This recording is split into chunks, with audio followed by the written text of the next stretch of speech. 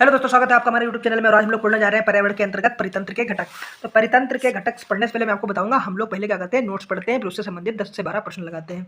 तो जो लोग पहले नोट्स को पढ़कर समझ लेते हैं वो बहुत अच्छे से प्रश्नों को कर पाते हैं और वो आने वाले समय में परीक्षा में भी कर पाएंगे। तो मजा आ रहा है दोस्तों पढ़ने में, आप बस पढ़ते रहिए, अच्छी तैयारी करिए बस आप।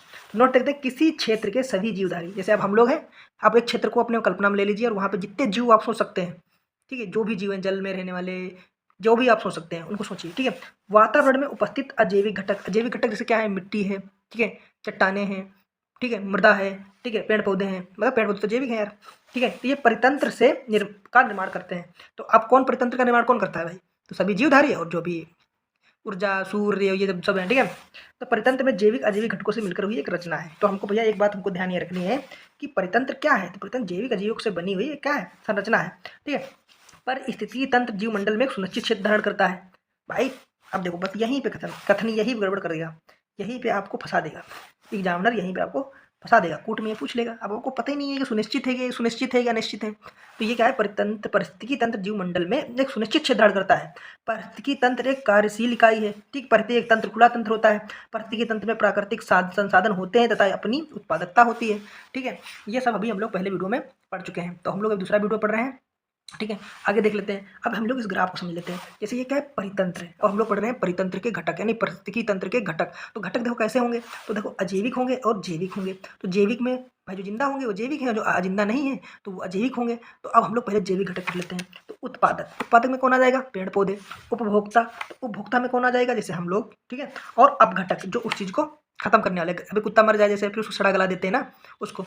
तो अब उपभोक्ता दो तरीके के होते हैं, एक होता है प्राथमिक उपभोक्ता, द्वितीय उपभोक्ता, तृतीय उपभोक्ता, ठीक है। ध्यान रखेंगे। अब अजैविक में जाते हैं। तो भौतिक घटक, ठीक है, कार्बनिक घटक और अकार्बनिक घटक। तो देखिए भौतिक घटक कौन कौन से हो गए, जैसे प्रकाश, ठीक है, तापमान, आर्द्रता, वायुमंडलीय दाब, ठीक, स्थलाकृतियां, ऊंचाई और ढलान वाली, ठीक, वायु। तो ये क्या हो गए, भौतिक घटक हो गए। अब अकार्बनिक कौन हो गया, जैसे जल, मृदा, ठीक, वायुमंडलीय गैसें, नाइट्रोजन, खनिज, चट्टान, तत्व, ठीक है। तो अब ये सोच रहे हो कि यार इंपॉर्टेंट नहीं है, सर क्यों पढ़ा रहे हैं? अरे भाई इन्हीं में से क्वेश्चन बना देगा, आपसे पूछ देगा निम्नलिखित में से कौन सा एक प्रतितंत्र का अकार्बनिक घटक नहीं है। पता ही नहीं होगा, अब जल कार्बनिक है, अकार्बनिक आपको नहीं पता, ठीक। अब देखो, अब कार्बनिक कौन सा, कार्बोहाइड्रेट, प्रोटीन, वसा, ह्यूमस तथा यूरिया, ठीक। अब अंतर कर लेंगे ना, बिल्कुल कर लेंगे। परितंत्र के जैविक अजैविक घटक अब हम लोग पढ़ चुके हैं। आगे हम लोग देख लेते हैं, मन से पढ़ो, दबा के पढ़ो, ठीक है। आगे हम लोग देखते हैं, अंतः जीवमंडल में उपस्थित सभी संगठनों में समूह में पारिस्थितिक क्रिया सम्मिलित होती है। हम लोग ये लोग आपस में पारिस्थितिक क्रिया करते हैं, पारिस्थितिकी तंत्र का निर्माण करते हैं। जीव विभिन्न प्रकार के जैविक संगठनों द्वारा जीवमंडल का निर्माण करते हैं। अब जहाँ जीव जीव जीव जीव जीव हो गए तो वहाँ पर जैविक संगठन हो गया, तो वो जीवमंडल बन गया, ठीक है, ठीक है। अब जीवन कब होगा, जब ये सभी दशाएं होंगी, ये सभी घटक होंगे, ठीक है। जीव में जीवमंडल का जैविक संगठन सही क्रम देखो, जनसंख्या, समुदाय, पारिस्थितिकी तंत्र, ठीक है, निश्चित क्षेत्र का दृश्य, ठीक है। ये देखिए, अब ये दृश्य देख के कभी कभी क्वेश्चन पूछे जा सकते हैं। तो पारिस्थितिकी तंत्र तो ये, ठीक है, समुदाय का, जनसंख्या, ठीक है, समुदाय, उसके बाद निश्चित क्षेत्रीय दृश्य, जनसंख्या भी है, समुदाय भी है, परितंत्र भी है। तो इस चीज़ को ध्यान रखिए, ठीक है। आगे हम लोग पढ़ते हैं, एक ही जाति के जीवधारियों की संख्या को उनकी जनसंख्या कहा जाता है। अब जनसंख्या क्या हो गई, कोई एक ही जीव की जीवधारियों की संख्या को उनकी क्या कहते हैं, जनसंख्या कहते हैं।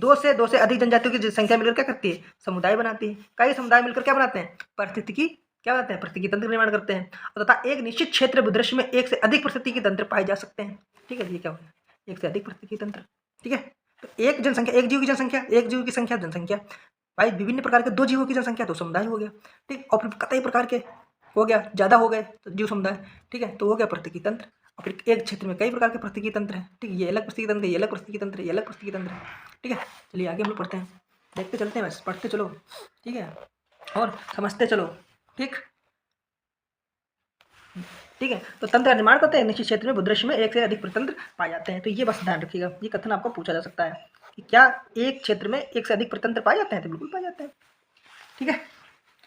अब लोग परिस्थितिकी तंत्र के घटक एवं श्रेणियां क्या करेंगे, पढ़ेंगे परिस्थितिकी तंत्र के घटक एवं श्रेणियां। तो परिस्थितिकी तंत्र के अंतर्गत जैविक संगठनों को दो भागों में विभाजित किया जाता है।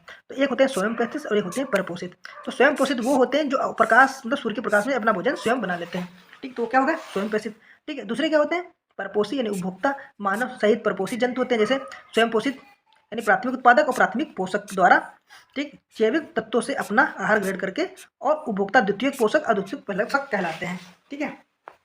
अब ये सब हम लोग परिभाषा पढ़ रहे हैं। अब वियोजक क्या हो गया? डिकम्पोजर, ठीक है, वे सूक्ष्म जीव जो मृत पौधों, जंतुओं, अन्य जैविक पदार्थों को सड़ा गलाकर नष्ट कर देते हैं, सड़ा देते हैं, ठीक है। प्रक्रिया के दौरान अपना आहार ग्रहण करते हैं और तत्वों की पुनर्स्थापना भी करते हैं। जैसे मान लो कुत्ता मर गया, अब वो कुत्ता सड़ेगा, गलेगा, तो वो भोजन प्राप्त कर रहे होते हैं उससे, ठीक है। तो प्रकृति में प्रत्येक तंत्र के दो मुख्य श्रेणियों में विभाजित किया जा सकता है, एक उभय स्थलीय और एक होते जलीय। भाई घास, स्थल, वन, मरुस्थल स्थलीय प्राकृतिक तंत्र के उदाहरण है, ठीक है। तो प्राकृतिक तंत्र का उदाहरण है, ठीक है। तो प्राकृतिक तंत्र के झील, नदियाँ, समुद्र भी आते हैं, ठीक। पारिस्थितिकी तंत्र में मानवीय गतिविधियों द्वारा मानवीकृत पारिस्थितिकी तंत्र में भी सम्मिलित हो सकता है, ठीक है। उदाहरण घास स्थल प्रदेश में बहुत बड़े भाग को जोतकर उसे शस्य भूमि में प्रवृत्त कर किया जा सकता है, ठीक है। तो यानी पारिस्थितिकी तंत्र को बदला भी जा सकता है, ये पॉइंट कहना ये चाहता है, ठीक है। जैसे तुम्हारा खेत है, तुमने काट के वहाँ पे घास है, वहाँ पर खेत बना दिया, तो मानव ने प्रकृति के वनों के बड़े भाग को काटकर उसमें भूमि कृषि कार्य किया है। अंत वन, झील, घास मैदान प्राकृतिक प्रतंत्र है, ठीक है। जबकि धान का खेत मानव निर्मित कृत्रिम पारिस्थितिकी तंत्र है, ठीक। अब यहीं पे एक चीज ध्यान रखिएगा, आपको जब काला भी कर दिया है, आप कथन में दे दिया उसने कि धान का खेत प्राकृतिक पारिस्थितिकी तंत्र है। क्या प्राकृतिक है? धान की खेती अपने आप हुई क्या? बताओ, धान की खेती क्या अपने आप हुई? ठीक है, सॉरी हम पढ़ते चले गए, आपको नहीं बता पाए, ठीक है, आप लोग पढ़ लो। तो धान की खेती क्या प्राकृतिक है? नहीं है। तो इसका मतलब ये हुआ कि ये एक प्राकृतिक मानव निर्मित है। पारिस्थितिकी तंत्र विभिन्न प्रकार से वर्गीकृत किया जा सकता है। हम लोग देखो पारिस्थितिकी तंत्र का वर्गीकरण देख लेते हैं, ठीक है। तो पहला नंबर है पारिस्थितिकी तंत्र, तो स्थलीय, जलीय और मानव निर्मित, ठीक है। तो ये पारिस्थितिकी तंत्र, तो देखो स्थलीय क्या हो गया? जो वन, स्थल, घास, मरुस्थल, ठीक है। जलीय क्या हो गया? अम्लीय जल, जैसे तालाब, झील, झरना, ठीक। लवणीय जल ज्वार, नदमुख, समुद्र, ठीक है। कृषि, खेत खलिहान, जलाशय, जल जीवशाला, अंतरिक्ष यान, ठीक है। पारिस्थितिकी तंत्र की विभिन्न श्रेणियां देखते हैं। पृथ्वी पर लगभग 71% भाग पर जलीय पारिस्थितिकी तंत्र का विस्तार है और यह तंत्र विश्व में सर्वाधिक क्षेत्र पर फैला हुआ है। सागरीय महासागर पारिस्थितिकी तंत्र में सबसे अधिक स्थिर। आगे हम लोग देखते हैं, तो पारिस्थितिकी तंत्र, ठीक है, सागरीय पारिस्थितिकी तंत्र अपनी रासायनिक संरचना के कारण स्थिर रहता है, ठीक है। तो अब आपको ये कथन ये भी ध्यान रखना है कि कौन सा पारिस्थितिकी तंत्र ऐसा है जो अपनी रासायनिक संरचना के कारण स्थिर रहता है। तो आप ये ध्यान रखिएगा कि जो सागरीय पारिस्थितिकी तंत्र अपनी ये कथन याद रखिएगा आप, ठीक है। सागरीय पारिस्थितिकी तंत्र अपनी रासायनिक संरचना के कारण स्थिर रहता है, ठीक है। सागरीय जल खारा होने के कारण उसके साथ घुली ऑक्सीजन, प्रकाश, तापमान के स्थिर रहने के कारण सबसे स्थिर तंत्र है, ठीक है। कारण क्या होगा कि भाई देखो खारा जल है, इसका घुली ऑक्सीजन है, प्रकाश है, तापमान है, तो ये क्या सबसे स्थिर तंत्र है, क्या है? सबसे स्थिर तंत्र है, ठीक है। इससे परिवर्तन कम होते हैं, ठीक है। आगे बात पढ़ते चलो, आप पढ़ते चलो, दिमाग में देखो चीज़ गुजरनी चाहिए आपको याद हो या ना हो, ठीक। समुद्र विश्व का विशालतम पारिस्थितिकी तंत्र है। पृथ्वी पर विद्यमान जलमंडल लगभग 97% भाग समुद्री जल होता है। समुद्री जल में सर्वाधिक व्याप्त लवण सोडियम क्लोराइड है। तो क्या है ये सबसे ज़्यादा? सोडियम क्लोराइड, ठीक है। ये तो देखो कॉमन चीज़ें आपको पता होंगी, ठीक है। आगे बढ़ते हैं। पृथ्वी पर पाए जाने वाले विभिन्न समुद्र आपस में मिले हुए हैं और बटे हुए नहीं हैं। देखो यहाँ पे आपस में मिले हुए हैं, ये बटे हुए नहीं है, जैसे मतलब बटे नहीं है, मिले हैं लेकिन बटे नहीं है, ठीक है। जैसा कि स्थलीय महाद्वीपों के बीच देखने को मिलता है। ध्रुवों के मध्य रेखा आपस तापमान बहुत अधिक अंतर पाया जाता है। तो मध्य रेखा इक्वेटर में तापमान बहुत अधिक, यानी भूमध्य रेखा वहाँ पे तापमान बहुत ज़्यादा पाया जाता है, बिल्कुल पाया जाता है। समुद्री धाराएं उत्पन्न होती हैं। इन समुद्री धाराओं के कारण जल के सारे समुद्र में एक सा मिश्रण बना रहता है। इस कारण तापमानों का स्तरण झीलों में होता है, नहीं हो पाता है। जल में ऑक्सीजन की कमी नहीं होने पाती है। समुद्र जल में ज्वार भाटे आते रहते हैं, ठीक है। जल स्तर बदलता रहता है। समुद्री पारिस्थितिक तंत्र के स्तरण यानी स्ट्रेटिफिकेशन में पाया जाता है, जो इस प्रकार है, ठीक है। अब हम लोग पढ़ लेते हैं, ठीक है। हम लोग बस पढ़ते चलते हैं, ठीक है। तो ये है ओशियन जोन है, ठीक है। ये नेरिंटाल क्षेत्र है, ठीक है। तो प्रकाशीय क्षेत्र यहाँ तक प्रकाश पहुँच पाता है, ठीक। यहाँ तक क्या हो गया? प्रकाश पहुँच पाया। फिर समुद्री तल जीव प्रदेश होता है, ठीक। मग्न ढाल होती है, मग्न तट होते हैं, ठीक। विभिन्न क्षेत्रों का स्थिरीकरण हम लोग आगे देखते हैं। पारिस्थितिकी आगे हम लोग देखते हैं, फिर हम लोग प्रश्न लगाएंगे। पारिस्थितिकी तंत्र में प्रत्येक पोषण स्तर के आगे बढ़ने पर ऊर्जा का ह्रास होता है। बस ये ध्यान रखिएगा कथन, आपको कथन क्या ध्यान रखना कि पारिस्थितिकी तंत्र में प्रत्येक पोषण स्तर से आगे बढ़ने पर ऊर्जा का क्या होता है? क्षय होता है, ठीक है। तो इसी कारण उत्पादक की संख्या उपभोक्ताओं से अधिक होती है, यानी उत्पादक जो होते हैं। अब देखो कथन 1 दे दिया और कथन 2 दे दिया, ठीक है। कि एक दे दिया कि पारिस्थितिकी तंत्र में हर पोषण स्तर से बढ़ने पर ऊर्जा का ह्रास होता है, ये कथन नहीं दे दिया। और फिर कह दिया उत्पादकों की संख्या उपभोक्ताओं से इसलिए अधिक होती है। अब पूछ दिया कि कथन दोनों सत्य है, उसकी सही व्याख्या करता है। तो बिल्कुल वह कथन भी सत्य है और व्याख्या भी करता है। पारिस्थितिकी तंत्र में शाकाहारियों की संख्या मांसाहारियों से अधिक होती है। तो भाई सेम कारण है, शाकाहारी ज़्यादा होते हैं, ठीक। अब हम लोग प्रश्न लगाते हैं, लगाएंगे प्रश्न, चलो प्रश्न लगाते हैं। आप लोग इस चीज़ का जवाब दीजिए। भाई बताइए कि जहाँ जीव रहता है उस सटीक जगह को क्या कहते हैं? बताओ क्या कहते हैं? तो इसको कहते हैं भैया क्या? अब हम बताओ, जीव जहाँ रहता है उस सटीक जगह को क्या कहते हैं? परितंत्र कहते हैं, निकेत कहते हैं, बायोम कहते हैं, क्या कहते हैं? आप भैया करो करो करो, इसको कहते हैं आवास। क्या कहते हैं? आवास। सटीक जगह पूछी गई आपसे। ठीक, तो आगे हम लोग इसको देखो डिटेल पढ़ लेते हैं। आप हमें बताइए कि किसी प्रजाति विशेष पौधे या जीव या जीवधारियों के रहने की सटीक जगह को क्या कहते हैं? एक्चुअल लोकेशन यानी आवास कहलाता है। ठीक है, आगे हम लोग पढ़ते हैं। देखो हेलो दोस्तों, अब आपको ये बताना है कि इनमें से कौन सा ऐसा मतलब शब्द हैं जो इकोसिस्टम के मतलब एकदम सटीक वर्णन करते हैं। ठीक है, तो एक दूसरे से अन्योन्य क्रिया करने वाले जीवों यानी ऑर्गेनिज्म का एक समुदाय। ठीक है, पृथ्वी का वह भाग जो सजीव जीवों लिविंग ऑर्गेनिज्म का आवासित जीवों का समुदाय, साथ ही पर्यावरण में भी रहते हैं किसी भौगोलिक क्षेत्र के वनस्पति और प्राणी जाति। तो इसका उत्तर क्या होना चाहिए? तो इसका जो वर्णन है ये होना चाहिए आपका सी, कि जीवों का समुदाय और साथ ही पर्यावरण में वो जिसमें रहते हैं। ठीक है, आगे हम लोग इसके बारे में डिटेल पढ़ लेते हैं कि किसी क्षेत्र में सभी जीवधारी वातावरण से उपस्थित जैविक अनेक परितंत्र का निर्माण करते हैं और परितंत्र जैविक अजैविक से मिलकर बनी हुई रचना होती है। ठीक है, अब देखो यहाँ पर प्राण जाति वनस्पति जाति प्राणी, इसमें इनने अजैविक को नहीं लिया तो ये कथन नहीं होगा। पृथ्वी का भाग जो जीव, तो इसमें देखो जीवित को लिया है, केवल जीवित की। ठीक, अननोन क्रिया कर एक दूसरे से अननोन क्रिया जीवों को ही लिया, लेकिन इसने क्या किया है, इसमें भौतिक को भी ले लिया है और जैविक अजैविक दोनों को ले लिया, तो इसलिए कथन ये सही है। ठीक है, हम लोग आगे देखते हैं। हम लोग देखते हैं ये वाला प्रश्न आप लोग कर पाते हैं कि नहीं। चलिए ठीक, अब देखो ये प्रश्न बहुत पूछा जाता है, तो आपको बताना है अधोलिखित में कौन सा जैव मंडल के जैविक संगठन का सही क्रम है। तो सही गठन क्या है? तो देखो जनसंख्या, पारिस्थितिकी तंत्र, समुदाय, भूधरस। तो भूधरस भैया बिल्कुल नहीं, तो ये तो आपका हो ही नहीं सकता। ठीक है, ये नहीं हो सकता। ठीक है, क्योंकि जनसंख्या बाद में क्या आता है? समुदाय आता है। जनसंख्या बाद तो देखो यहाँ भूधरस से आ गया, तो भूधरस भी नहीं होगा क्योंकि पहले क्या आना था? जनसंख्या आना चाहिए, और ये भी नहीं होगा क्योंकि जनसंख्या बाद में क्या आता है? समुदाय। हमने आपको एक भी परिभाषा बताई थी ना, जब एक ही प्रकार के जीव एक जगह रहते हैं उनकी संख्या को कहते हैं जनसंख्या कहते हैं। फिर दो जीवों की जनसंख्या जो वहाँ पर रहती है तो समुदाय हो जाता है, और जब दो से अधिक हो जाता है तो पारिस्थितिकी तंत्र हो जाता है, जो कई पारिस्थितिकी तंत्र बनते हैं तो भूधरस्य हो जाता है। और सही कथन क्या हो गया? ये कथन इसका क्या हो गया? तो और ये क्वेश्चन आप कर लेंगे। ठीक है, और उसको हम लोग में डिटेल भी पढ़ा देते हैं, और ये हमने भी चार्ट पढ़ा भी था, याद है ना? याद है कि नहीं? हाँ याद है। ठीक है, तो जनसंख्या, समुदाय और फिर कई समुदाय, तो क्या हो गए? कई समुदाय, तो ये पारिस्थितिकी तंत्र हो गया, और कई पारिस्थितिकी तंत्र हो गए तो क्या हो गए? निश्चित क्षेत्र का दृश्य यानी भूदृश्य। ठीक है, समझ में आया? अब इसके बारे में थोड़ा डिटेल पढ़ लो। ठीक, याद है कि एक ही जाति की जीवधारियों की संख्या को क्या कहते हैं? जनसंख्या कहते हैं, यानी पहला हो गया, पहले नंबर क्या आया? जनसंख्या आया। ठीक, फिर दो से अधिक जीवधारियों की संख्या क्या हो गई? निर्माण करती, तो हो गया समुदाय हो गया। ठीक है, तो ये दूसरा हो गया, और फिर कई समुदाय मिलकर क्या बनाते हैं? पारिस्थितिकी तंत्र का निर्माण करते हैं, ये तीसरा हो गया। और पारिस्थितिकी तंत्र के साथ मिलकर क्या बनाते हैं? एक परितंत्र बनाते हैं, भूदृश्य बनाते हैं। ठीक है, ठीक है, समझ गए? आगे हम लोग देखते हैं। अब ये क्वेश्चन आप लोग करके बताओ, निम्नलिखित में कौन सा एक कृत्रिम परितंत्र है? तो अभी हमने आपको बताया था खेत, भाई धान का खेत, समझ गया ना, धान वाला खेत। आगे पढ़ लो, इसके बारे में डिटेल में पढ़ लो, तुम्हें भरोसा नहीं हुआ है। ठीक है, तो वन, तालाब, झील प्राकृतिक परितंत्र है, जबकि बगीचा और खेत मानव निर्मित परितंत्र है। ठीक है, समझ में आ गया? आगे पढ़ो। अब देखो पांचवा प्रश्न हम लोग लगाइए, पारिस्थितिकी तंत्र में ठीक है निम्नलिखित कथनों पर विचार कीजिए। ठीक है, ये प्रश्न आपका जो है वो पूछा गया है एलडीए प्री में 2002 में। ठीक है, तो पारिस्थितिकी तंत्र का शब्द प्रयोग किसने किया? एजी टास्ले ने किया। ठीक है, पारिस्थितिकी तंत्र का सबसे बड़ा प्रयोग किया गया भाई, पारिस्थितिकी तंत्र का प्रयोग किसने किया? टास्ले ने। ये कथन बिल्कुल सही है। देखो पहले क्या है? सही है। जो जीव अपना भोजन स्वयं उत्पादित करते हैं उन्हें स्वयं प्रेषित कहते हैं, ये भी कथन बिल्कुल सही है। प्रकाश संश्लेषण की क्रिया द्वारा उपभोक्ता अपने भोजन का उपयोग करता है, तो बिल्कुल गलत है। उपभोक्ता नहीं करता, उपभोक्ता तो होता है ही स्वयं पोषित से पौधा लेता है। ठीक, वियोजक आकार्बनिक पदार्थों कार्बनिक पदार्थ में परिवर्तित कर देते हैं, तो ये देखो कथन सही हो सकता है। तो इसमें तो आपको क्या है? तो ये भी भाई कथन, तो मेरे ख्याल से इसका उत्तर होना चाहिए 1-2 इसका उत्तर सही है। ठीक है, और बिल्कुल सही है, और ये गलत हो गया। ठीक है, आगे हम लोग देखते हैं। ठीक है, हम लोग पढ़ लेते हैं इसके बारे में डिटेल पढ़ते हैं पहले।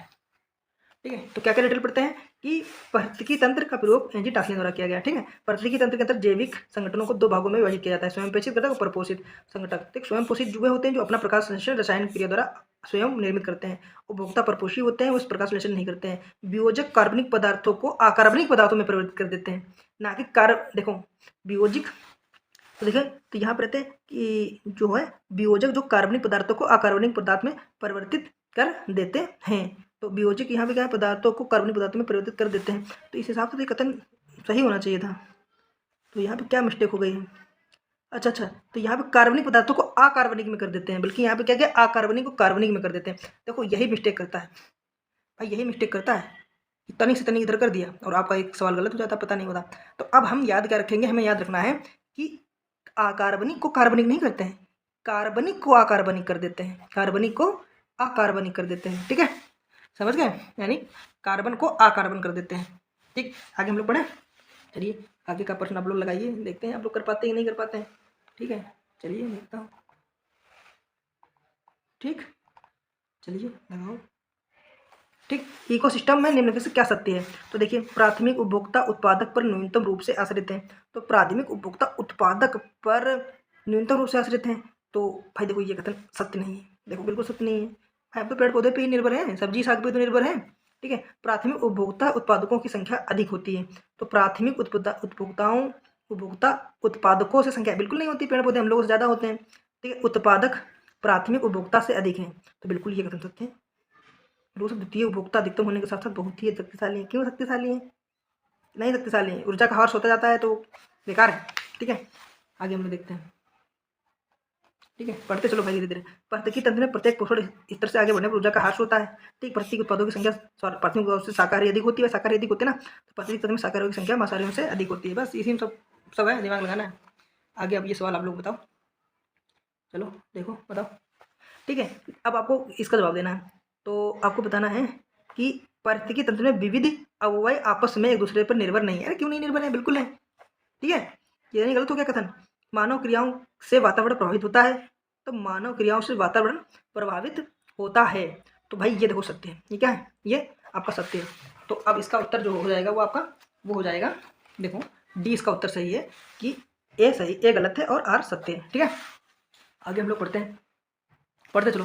तो एक प्राकृतिक तंत्र विविध प्रकार के आपस में दूसरे पर निर्भर करते हैं। परितंत्र में जैविक अजैविक घटनाओं से मिलकर बनी हुई एक रचना है। ठीक है, प्राकृतिक तंत्र में जैव अजैविक परिवर्तन तथा जीवन में जैविक तत्वों में अजैविक पूर्णकरणों के प्ररूप को भूरासायनिक चक्र कहते हैं। अब भूरासायनिक चक्र की परिभाषा, कि प्राकृतिक तंत्र में जैविक अजैव तत्व के जैविक प्रवस्था में परिवर्तन जैविक तत्वों के अजैविक रूप में को भूरासायनिक चक्र कहते हैं। यानी कार्बनिक बन जाओ, फिर कार्बनिक से अकार्बनिक बन जाओ। ठीक है, मानव क्रियाओं से वातावरण प्रभावित होता है, बिल्कुल होता है। ठीक है, हम लोग लगाते हैं ये वाला प्रश्न। निम्नलिखित कौन है? कृत्रिम धान का खेत, तभी हम लोग पढ़ते हैं। वन, झील, घास। ठीक है, धान का खेत मानव निर्मित है, बगीचा भी क्या है? मानव निर्मित है। ठीक है, आगे हम लोग पढ़ते हैं। बताओ, अब इसमें बताओ, निम्नलिखित में से एक प्राकृतिक तंत्र सर्वाधिक क्षेत्र में फैला हुआ है। तो स्वादिक क्षेत्र में क्या है? समुद्र सबसे ज़्यादा फैला हुआ है। इसमें क्या है? उत्तर देखने की जरूरत है। ठीक है, तो पृथ्वी पर लगभग 1 भाग में प्राकृतिक तंत्र का विस्तार है, इसमें सर्वाधिक क्षेत्र में जल फैला हुआ है, तो सबसे बड़ा प्राकृतिक तंत्र हो गया। ठीक है, अब ये अच्छा बताओ 10वां प्रश्न। अब देखो बता पाओगे कि नहीं? दिखाई दे रहा? ठीक है, बताओ निम्नलिखित में कौन सा एक विशालतम प्राकृतिक है? तो बिल्कुल समुद्र है, अभी हम लोगों ने पढ़ा। ठीक है, तो विशालता प्राकृतिक 97, 71% है, सब आपको पता है यार। अच्छा, ये 11वां प्रश्न बताओ। तो भैया इसमें भी है वही सागरी महासागरी। ठीक है, आगे हम लोग देखते हैं। ठीक है, अब लोग इसकी डिटेल पढ़ लेते हैं कि महासागरीय प्राकृतिक तंत्र सबसे अधिक स्थिर पारिस्थितिक तंत्र है। अभी हम लोगों ने पढ़ा था भैया, ये याद रखिएगा, कथन में आपसे पूछा सकता है सबसे स्थिर प्राकृतिक तंत्र किसका है? तो महासागर का है। ठीक है, ठीक है भैया, ठीक है। ज़्यादा महासागरीय प्राकृतिक तंत्र अपनी रासायनिक संरचना के कारण स्थिर रहता है, रासायनिक संरचना के कारण। ठीक है, तो इसका कारण क्या है? रासायनिक संरचना। दूसरा भी याद रखिएगा। ठीक है, कभी कभी आपसे कथन में पूछ सकता है कि महासागरीय जो है अपनी विशालता के कारण स्थिर रहता है, तो विशालता के कारण नहीं, रासायनिक संरचना के कारण स्थिर रहता है। तो ये ध्यान रखिएगा, कारण की स्थिर क्यों रहता है। भैया हम तो पेपर बनाएंगे तो इसी तरह से बनाएंगे, तुमको कंफ्यूज करने के लिए। यहाँ पर रासायनिक की जगह विशालता के कारण स्थिर रहता है। बहुत लोग हाँ हाँ विशाल भैया होता होगा, कल कराएंगे। ठीक है, तो ये चीज़ भैया ध्यान रखिएगा। हम पढ़ा जरूर रहे हैं, लेकिन वो हम पढ़ा कम रहे, समझा ज़्यादा रहे। तो महासागरीय जल खारा होने से घुलित ऑक्सीजन जो होती है वो प्रकाश और तापमान के स्थिर रहने के कारण सबसे स्थिर तंत्र है। ठीक है, तो वहाँ पर सब चीज़ स्थिर रहती है। ठीक, घुलित ऑक्सीजन। चलिए हम लोग अब ये प्रश्न देख लेते हैं, फिर उसके बाद में ये वीडियो खत्म करते हैं। ठीक, फिर अगला वीडियो हम लोग बनाएंगे पारिस्थितिकी संतुलन। ठीक, तो इस प्रश्न आप लोग लगाइए, बताइए भाई कि निम्नलिखित में कौन सा एक स्थलीय परितंत्र का उपभाग नहीं है? तो देखिए पर्वत है। ठीक है, तो यहाँ पर स्थलीय, तो स्थलीय भैया क्या है? सागर नहीं है, तो जलतंत्र संबंधित है। ठीक, बाकी सब है। तो प्रकृति में प्राकृतिक तंत्र 2 प्रमुख श्रेणियों में विभाजित किया गया जा सकता है, तो स्थलीय और जलीय तंत्र। तो प्राकृतिकी जो है तंत्र है विभिन्न, निम्न स्थलीय प्राकृतिक तंत्र एवं अर्धशुष्क प्राकृतिक तंत्र। ठीक है, यानी कि स्थलीय प्राकृतिक तंत्र के भाग है, सागरीय प्राकृतिक तंत्र जलीय प्राकृतिक तंत्र का भाग है। तो यह विश्व के सर्वाधिक क्षेत्र में फैला है प्राकृतिक तंत्र या स्थिर प्राकृतिक तंत्र है। ठीक है, तो अभी हम लोगों ने प्रकार तो पढ़े थे ना, तो इस वीडियो को बार बार देखिए और आगे बढ़िए। देखिए मैं बार बार ये कहता हूँ भाई, देखो मेरे साथ लगे रहिए आप लगे रहेंगे तो निश्चित ही आप लाइफ में आगे बढ़ेंगे। ठीक है, धीरे पढ़ा रहा हूँ, डेली 2 वीडियो डालता हूँ, लेकिन आपकी नौकरी पक्की करवा दूंगा मैं, इतना आपको बता देता हूँ। ठीक है दोस्तों, तब तक के लिए बाय बाय, टेक केयर।